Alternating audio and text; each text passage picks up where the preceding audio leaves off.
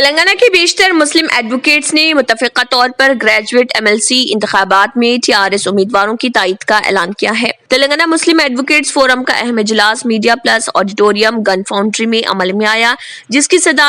صدارت ریاستی صدر تلنگانہ مسلم ایڈوکیٹس فورم و رکن وقف بورڈ وحید احمد ایڈوکیٹ نے کی، جس میں مہمان خصوصی محمد فرید الدین MLC و سابق وزیر کی حیثیت سے شرکت کی، جس میں مہمان اعزازی کی حیثیت سے رکن تلنگانہ بار کونسل و رکن وقف board Zakir Hussain Javed advocate, Syed Akbar Hussain chairman اقلیتی مالیاتی corporation, Mohammed Muzaffar Ullah Khan high court advocate, Mirza Nisar Ahmed Baig Nizami supreme court advocate, Mohammed Nazir Ahmed Khan نے شرکت کی۔ اس پروگرام میں تقریباً 300 سے زائد مسلم وکلا موجود تھے، جنہوں نے مکمل طور پر تلنگانہ ریاست میں ہونے والے MLC انتخابات میں TRS کی تائید کا اعلان کیا اور TRS کے لیے پہلا ترجیح ووٹ ڈالنے کا اعلان کیا۔